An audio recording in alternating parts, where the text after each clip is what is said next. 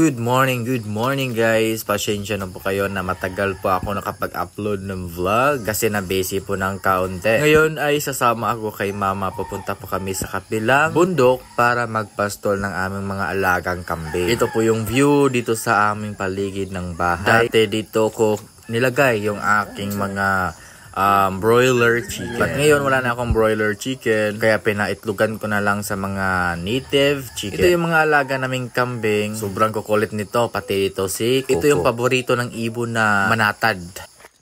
So ayan guys, bali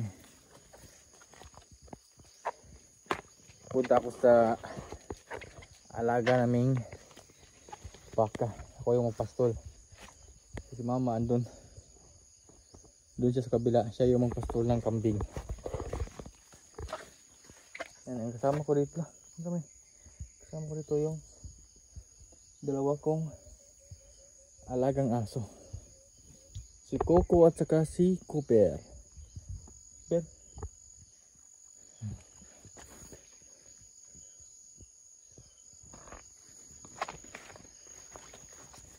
Medyo maambon dito.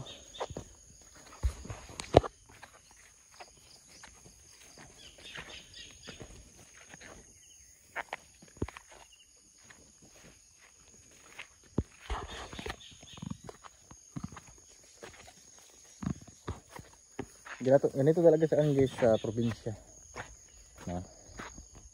Mag-alaga ka ng mga hayop. Hindi kaya magtanim ka ng mga iba't ibang gulay. Especially yung mga palay or mais.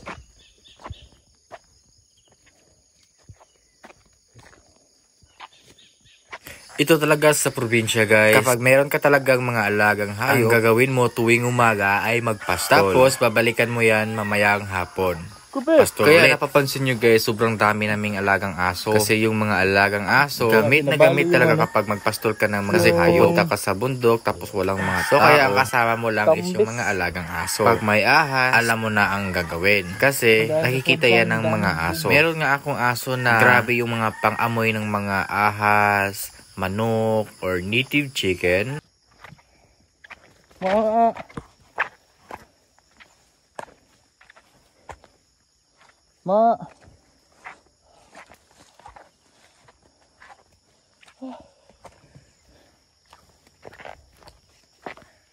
Dati ako nagawa ng patibong guys, diyan sa bundok na yan.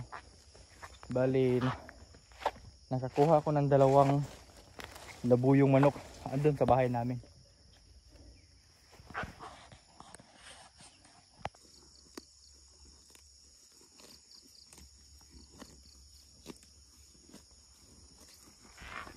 Dito ko na lang siya nilagay kasi parang nakakita siya ng maraming pagkain.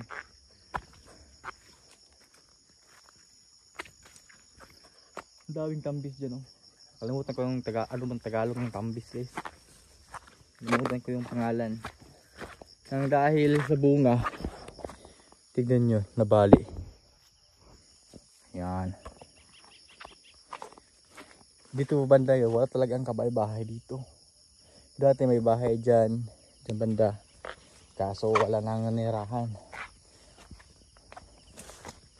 Sobrang tahimik na dito. Mga ibon na lang, mga huni ng ibon.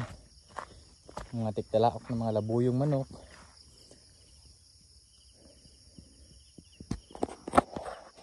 Buti walang andito sa amin guys.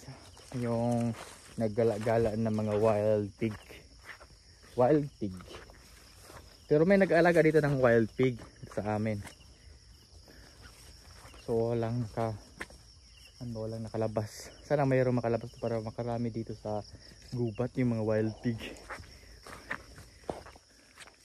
Kapag marami ng wild pig dito sa gubat, libre litson. Diba? Madaming karne. Uhaw na uhaw pala yung baka kasi uminom siya sa yung tubig na stuck sa punong niyog. Tapos maraming mga yung mga kamansi, yung breadfruit. Ewan ko kung parte ba yan ng breadfruit yung kamansi. So, ang dami. Masarap yan isahog sa gulay, yung utan lauoy na may halong breadfruit.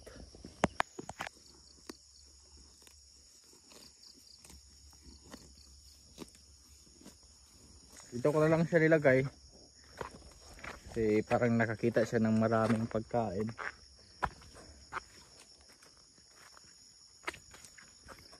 Ang daming tambis dyan, oh. Kalimutan ko yung ano bang Tagalog ng tambis, guys.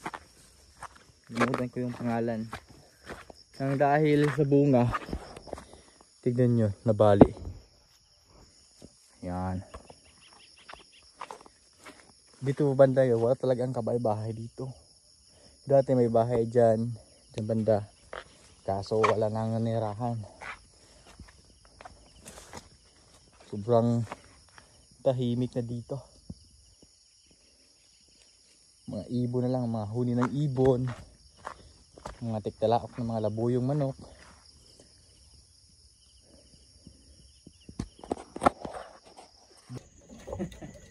Hi guys, magandang gabi sa lahat. So, andito na naman po ako sa aking kubo. Sobrang dilim na ang paligid ko dito, no? Kasi nag-iisang talaga ito. Nag-iisang kubo dito sa tuktok ng bundok. So, ayun.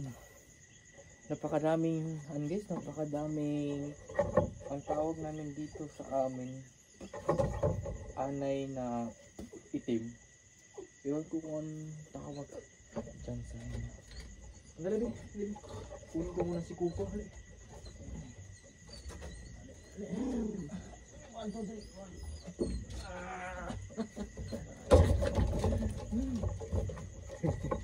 Tignan nyo yung aking mga alaga. Sorry guys, mga alaga kong aso, 4 yan sila. So sila yung mga kasama ko matulog dito sa kubo. Awar gini guys, tignan nyo. Ano ba ang tawag nito sa inyo? Napakadami. Sobrang dilim dito sa paligid. Bukas for sure meron tong fog. Kaya titignan natin bukas. So walang mga bituin, delikado guys, baka uulan mamayang madaling araw.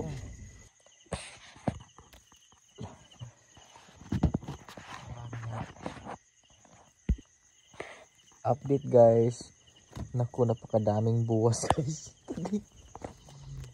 Kapag maraming ganito, ito yung palatandaan na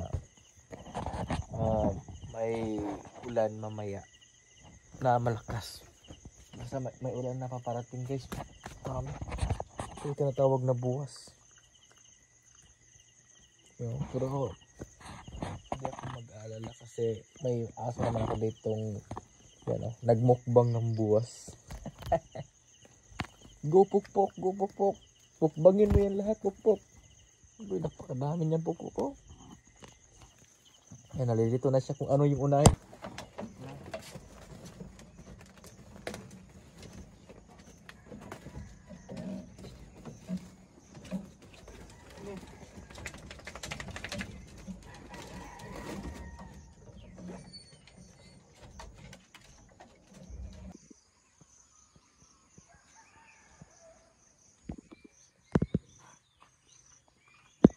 Yan, ito yung view ngayon dito sa kubo kapag umaga.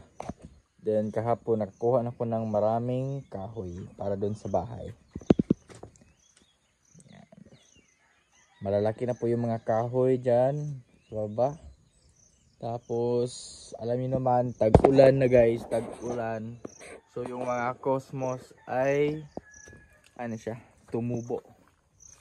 Then tignan nyo yung dragon fruits. Napakadaming bulaklak. Yan. So kapag matuloy ito lahat yung kanyang bunga, nasa 11 yung bunga niya guys. Sobrang dami.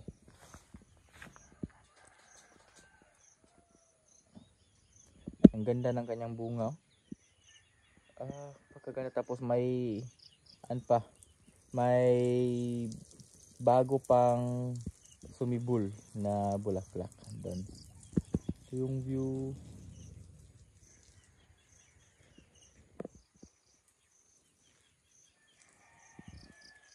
tapos yung malunggay pinutol ko para makadami ulit ng dahon. Ang sanga-sanga. Ang ganda niya.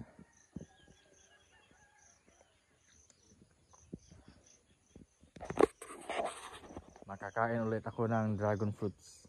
Tapos meron pa namang dragon fruit din sa baba. Kaso hindi pa siya namunga. Pero malapit na yun mamunga.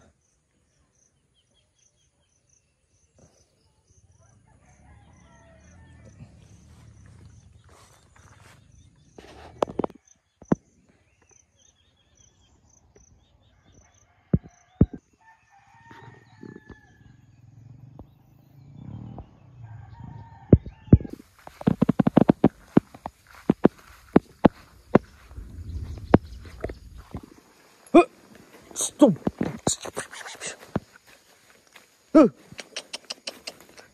Oy, hey. Okay, let's go. So, atay ka di nga eh. Sus. Danghag. Danghag.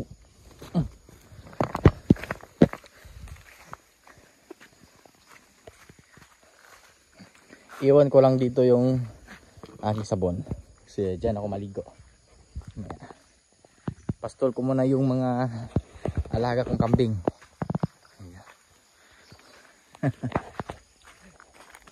Nakaka-stress din minsan kapag mag-alaga ng kambing.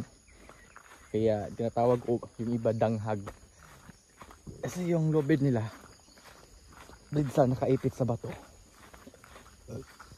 Tapos once na makaipit sa bato, palagi silang tumatakbo. So mas mabilis lang. Ambot lang. Bitaw guys, maunin siya guys. Sa ngayon, dito ako sa amin. So ako muna yung magpastol sa kambing.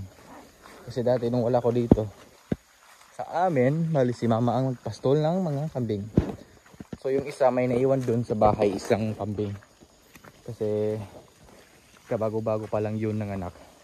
So iniwan siya. Yun muna siya ipastol malapit sa bahay.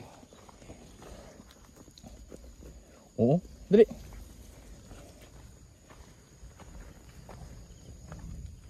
Wait. Pinto muna ako dito sa area na to kasi wala na signal. Ito. Buti dito may signal kahit nasa baba ka ng bundok. Ayan. Yung paligid ko, bundok-bundok. Buti nga dito may signal. Kaso hahanapin mo pa. Wait. Ganito talaga kahirap sa amin guys. No? Aakit ka pa ng bundok para magkaroon ka ng signal ng SIM card. Yung Smart dito or TNT or Globe. Aakit ka pa ng bundok.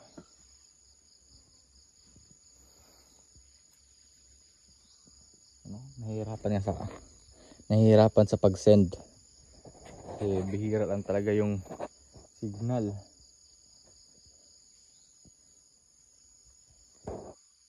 Yun, wala. Akyat tayo dito sa may bato. Dati may mga signal pang makapasok nung wala pang masyadong mga antena dito sa amin. Kasi ngayon napakadaming antena, like for example piso wifi, tapos gumagamit na lang sila ng antena papunta dun sa tuktok ng bundok. So mag pick up ng signal, so kaya hindi na siya ang signal hindi na makapasok dito sa baba sa amin. Kung gusto mo talagang magkaroon ng signal, aakyat ka pa ng bundok para magkaroon lang ng signal.